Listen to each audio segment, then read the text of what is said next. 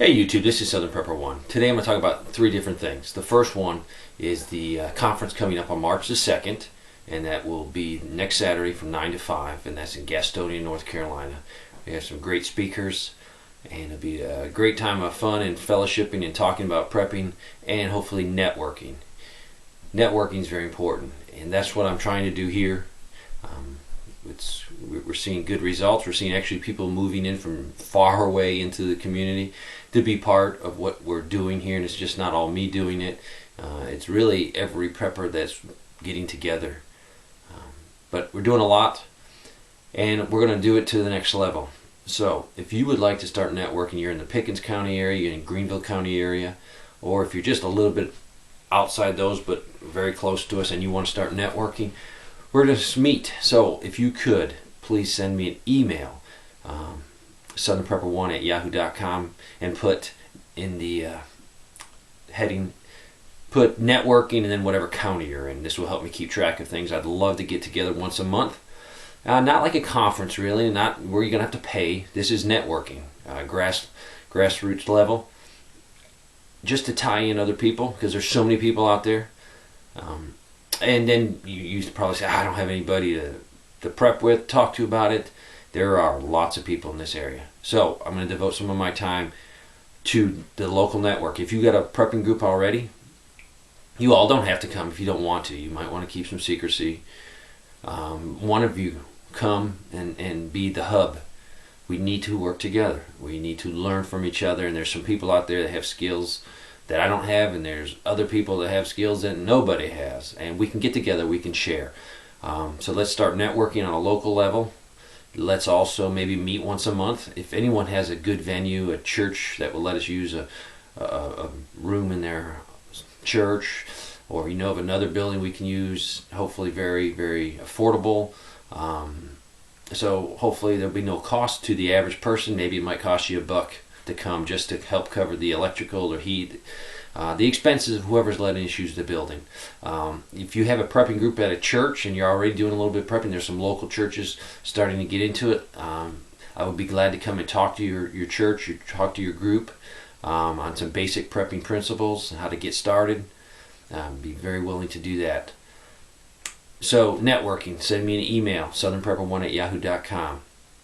The main point of this video is to talk about eggs for the prepper. Now everybody says, oh my goodness, I live in a suburban area, I can't have chickens, can't have anything. There's three main, which I feel are egg producing birds. The first one is definitely a chicken. And right here you can see definitely some eggs, and everybody knows what eggs look like. But this is chickens. They're the really the main egg producers for my homestead. I get plenty of eggs, don't have to worry about that. Eggs are a great incentive now. Also in a crisis situation where there's no grocery stores, fresh eggs cannot be beat. Using eggs in cooking, eggs is a protein source, it goes on and on. Eggs are a good source of food for your family. Next, on my homestead I have ducks, and I get a lot of duck eggs. These are duck eggs. If you looked at them, you'd never know they're duck eggs. They really don't taste any difference. Maybe a tad richer, but if I cooked you up some duck eggs and you didn't know they were duck eggs, you would think they were chicken eggs. My duck eggs are typically a little bit bigger than my chicken eggs. The duck egg is more of a waxy feeling. It's definitely a much harder shell to break. It takes a little bit more effort than a chicken egg. But these two are the mainstay on my homestead. I get plenty of eggs. My plan is, right now I'm producing enough for me, and I give some to my parents, and definitely the dogs get their fill of eggs, so it's a good protein source for them. My plan in a long-term crisis or an economic situation where it collapses, I will definitely drastically increase my egg production to take care of more people.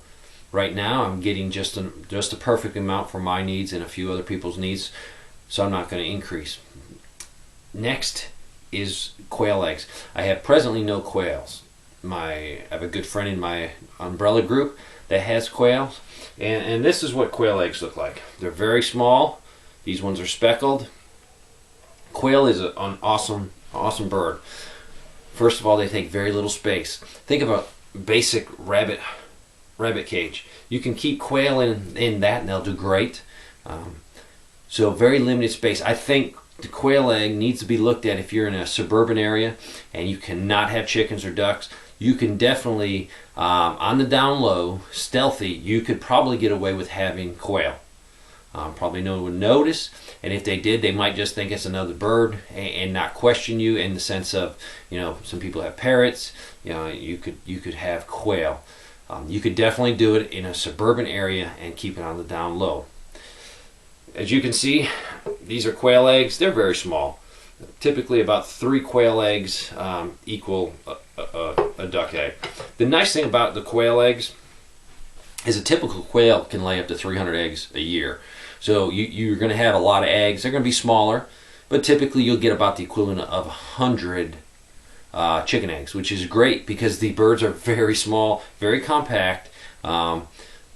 And if you want to raise them for meat, typically in about 5 or 6 weeks, you're going to get about 6-7 ounces, maybe just a tad more, of meat off that bird. So very quickly, from an egg to a finished product, if you're looking for meat, I highly recommend the quail. So think about what you can have if you're in a suburban area. Think quail.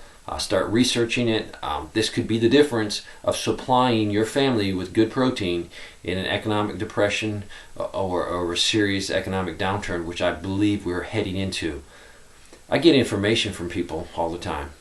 I have to sort through the information, and I am definitely not an alarmist. You'll never see Southern Prepper One jumping up and down, hollering, getting upset, telling you got to prep, the end is coming. I won't do that. But I would like to stress to you that you need to quicken your pace, or if you're not doing anything, get going. Start prepping. Don't worry about anything exotic at this point. If you're starting off, just get the basics. Food, water, shelter, some security. If you want to network, please send me an email. Thanks for watching.